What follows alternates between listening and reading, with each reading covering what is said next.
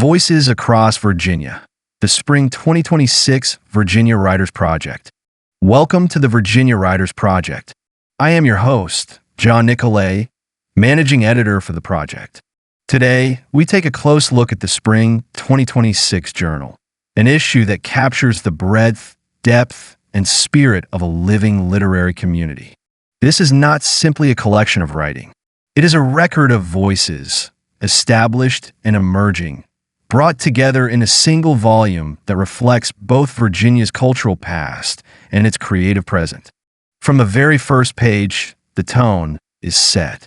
The cover image, setting the garden, Louisa County, presents a quiet moment of work and continuity. It is a fitting metaphor for the journal itself. Writing, like gardening, is an act of care, patience, and cultivation. The editorial team brings this vision together with clarity and purpose. Poetry editors Ray Griffin and Diana Kincannon, fiction editor Ruth Buys, and managing editor John Nicolay guide a publication that is at once structured and expansive. The journal opens with poetry, and this section forms its emotional and artistic core. It is extensive, diverse, and rich with voice. Here, readers encounter reflections on memory, landscape, and history. Some poems are deeply personal, grounded in family, loss, and lived experience.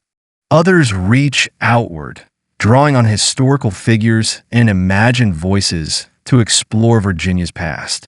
Margie Gowdy's work evokes the Appalachian landscape with a sense of lingering presence and folklore.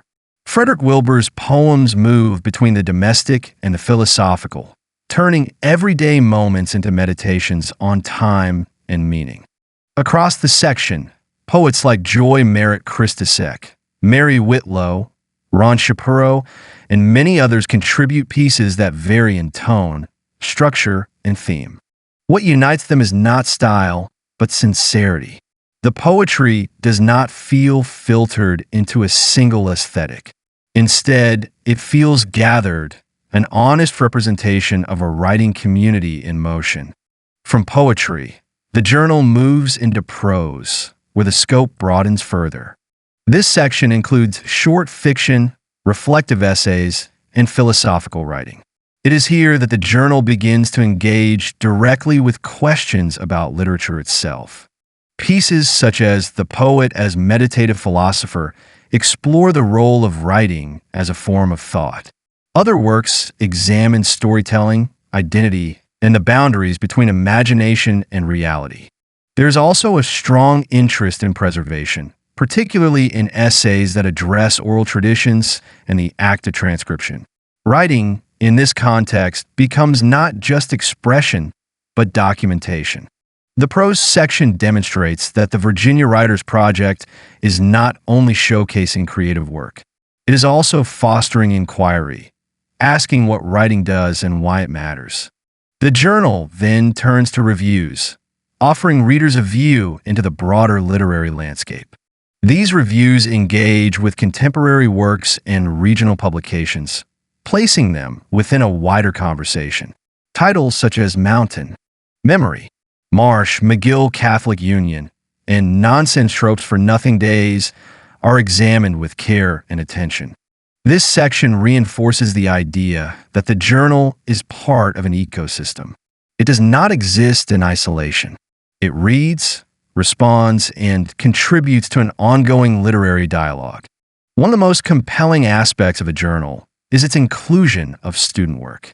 The student talent section brings forward voices that are still developing, yet already distinct.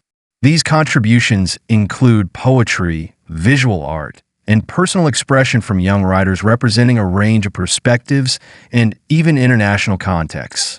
This is not a token inclusion. It is a central part of the journal's mission.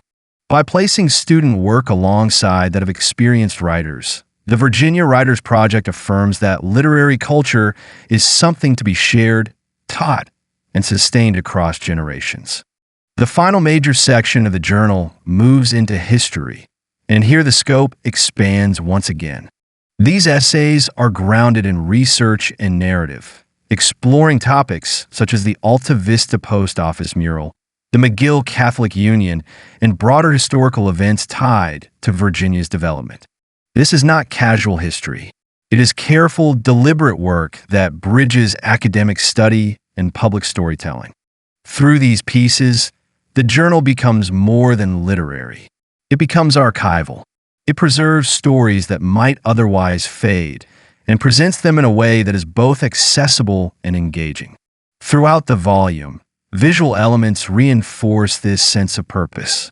Historical images, artwork, and design choices contribute to the experience of the journal as a complete object.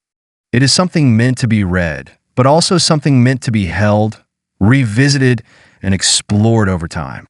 Taken as a whole, the spring 2026 issue of the Virginia Writers Project represents a remarkable range of work. It is poetry and prose. It is history and criticism. It is established voices and new ones just beginning to emerge. More importantly, it is a reflection of a community. In an era where much writing is brief and disposable, this journal insists on depth. It values time, attention, and craft. It reminds us that writing is not only a form of expression, but a way of thinking, remembering, and connecting. For readers, it offers discovery. For writers, it offers inclusion. And for the broader cultural landscape, it offers something increasingly rare, a sustained and thoughtful body of work.